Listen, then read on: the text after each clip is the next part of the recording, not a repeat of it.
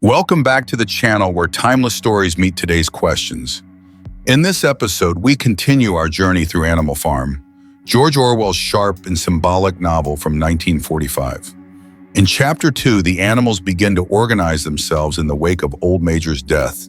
With the pigs especially, Snowball, Napoleon, and Squealer at the helm, the ideas of animalism take root and rebellion unexpectedly becomes reality. But even in their victory, new questions arise. What happens when a dream begins to take form?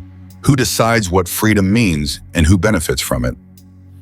In the second chapter of George Orwell's Animal Farm, the story takes a decisive turn from ideological awakening to concrete revolution. Just 3 nights after delivering his impassioned vision of freedom and equality, Old Major dies peacefully in his sleep. The animals bury him beneath the orchard, and with his death, a sacred space is formed both literally and symbolically. Though his voice is silenced, his message takes root and begins to reshape the consciousness of those left behind. Among all the animals, it is the pigs who rise to prominence in the wake of Major's passing. Recognized for their intelligence and curiosity, they take upon themselves the task of translating his teachings into a system of thought. Snowball vivacious and articulate, Napoleon reserved and determined, and Squealer slick and convincing, become the de facto leaders of the movement. It is they who give Old Major's dream a name: animalism.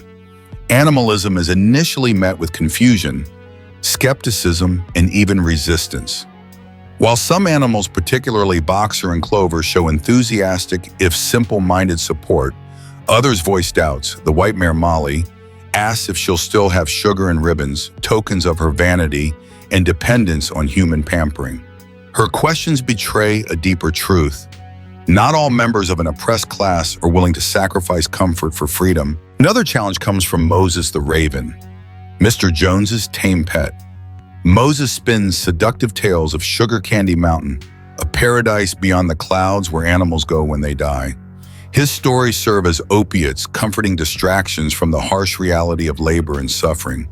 While the pigs work hard to dispel these myths, Moses' tales reveal how even in the animal world, spiritual promises can be used to delay or derail radical action. Throughout the spring and into summer, the pigs continue to teach and organize in secret.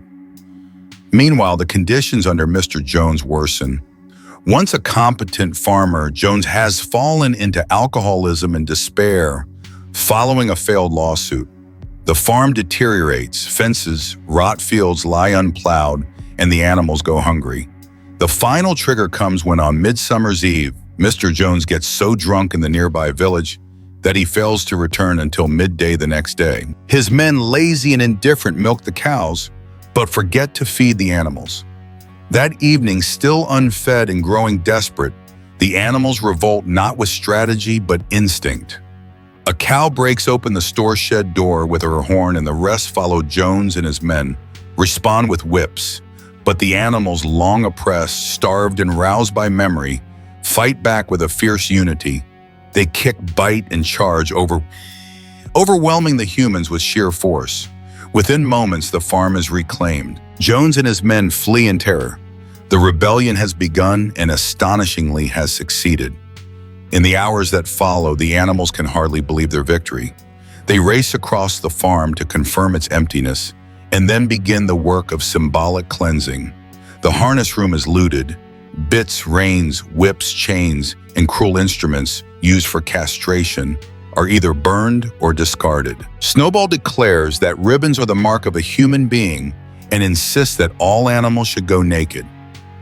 Even Boxer, the loyal workhorse, sacrifices his straw hat, a sign of how deeply the spirit of revolution has taken hold.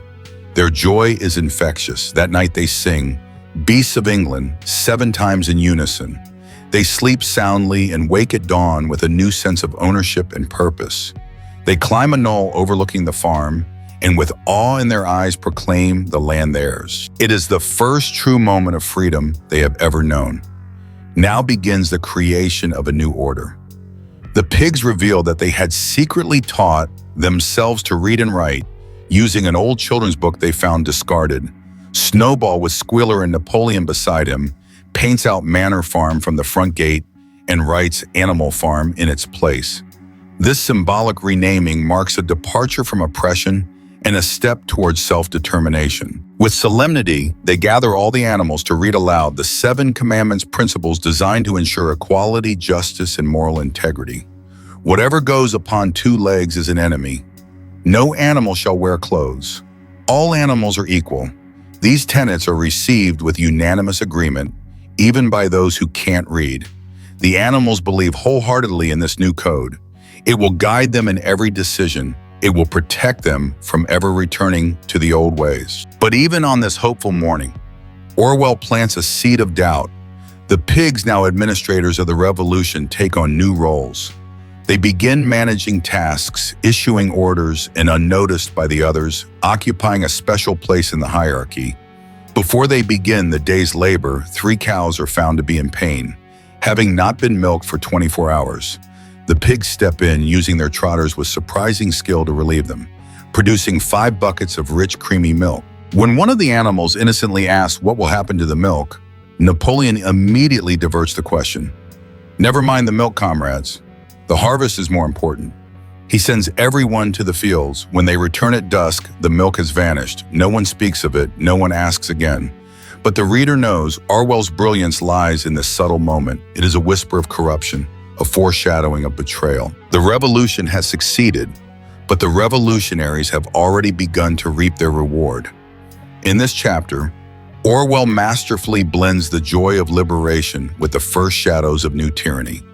What begins in unity ends with a small, silent act of appropriation. It is here that the real story of Animal Farm begins, not with the expulsion of the humans, but with the question of whether the animals can stay true to their dream or whether they too will be led into a new cycle of power, privilege, and control. Chapter 2 of George Orwell's Animal Farm marks the crucial transformation from visionary promise to the first steps of lived revolution. In the quiet aftermath of Old Major's death, his words begin to echo, not just as memories, but as blueprints for the future.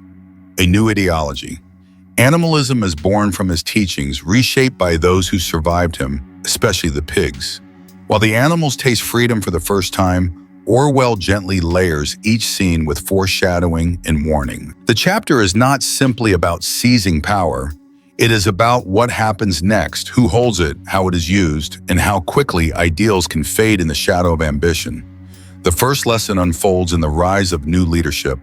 With Old Major gone, the pigs. Napoleon, Snowball, and Squealer step in, not just as speakers of the revolution, but as its interpreters.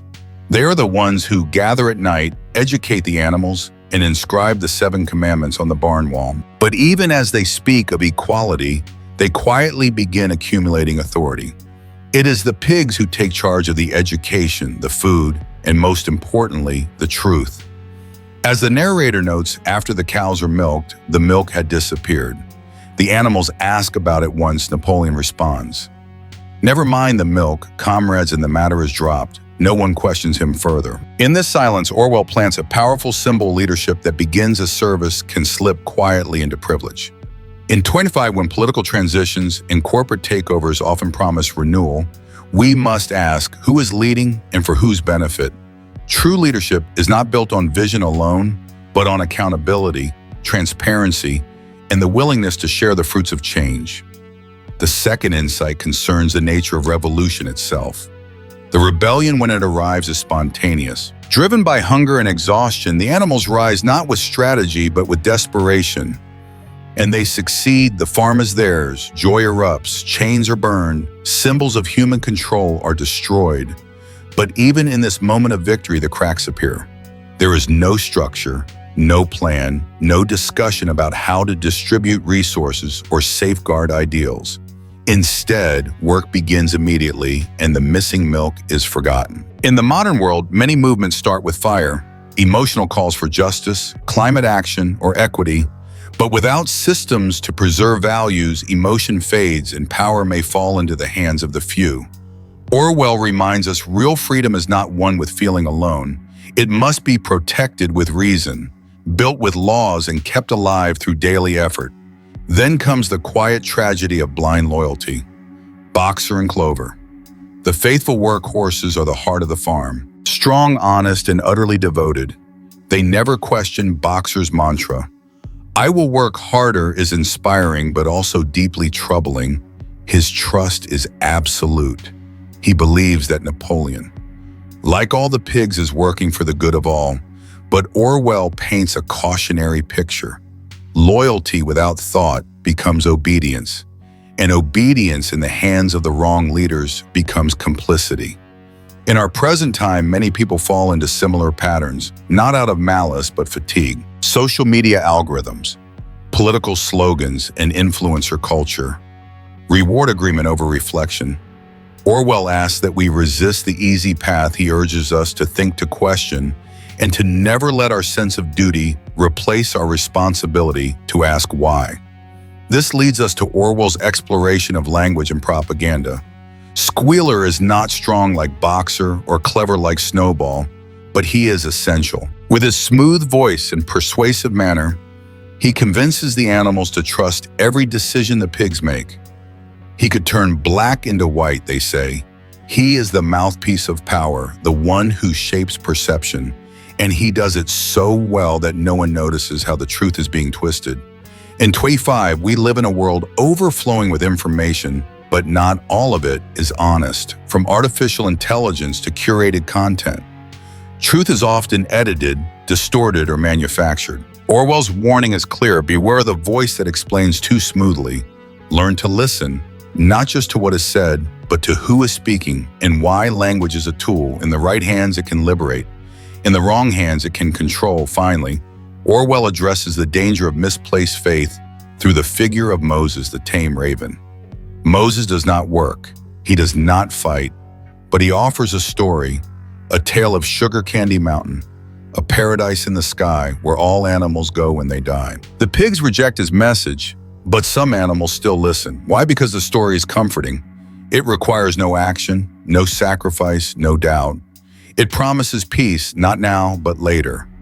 This kind of belief system, Orwell shows, can pacify rebellion more effectively than fear. In our world, too many turn to myths, be they political, religious, or consumerist, that promise happiness without effort. Hope is vital, but it must never be a substitute for action. Faith, Orwell insists, must be awake. It must live in the present and guide us toward justice, not lull us into passivity. Together, these 5 themes form a quiet storm in the heart of Chapter 2. Orwell does not rush. He allows each scene to unfold with calm precision, letting the reader feel both the thrill of revolution and the chill of its corruption. The animals believe they are free. They sing songs, write laws, and cheer each other on. But already the pigs are changing the rules. The milk is missing. The truth is being shaped, and no one is watching closely enough to stop it. In 25, the lessons of Animal Farm are more than literary analysis. They are guides for civic life. We must ask who leads and why. We must ensure our ideals survive the morning after victory. We must think critically, speak truthfully, and listen wisely. Because as Orwell reminds us, when the milk disappears and no one asks where it went, the revolution has already begun to betray itself. The future does not belong to the loudest voice or the biggest promise. It belongs to those who stay awake, those who protect the dream not just with hope, but with honesty. And it begins always with asking the simple question: where did the milk go? So the rebellion has succeeded. The Manor Farm has become Animal Farm, and the animals, drunk on freedom, have written their own commandments. But already cracks begin to show. Who took the milk, and why are some animals deciding for others? As you reflect on this chapter, ask yourself, what makes a revolution truly just? What dangers lie in early leadership, loyalty, and blind faith? Let us know your thoughts in the comments below. And don't forget to follow the channel, because in the next episode, we'll see what happens when ideals meet reality in the first days of the new regime.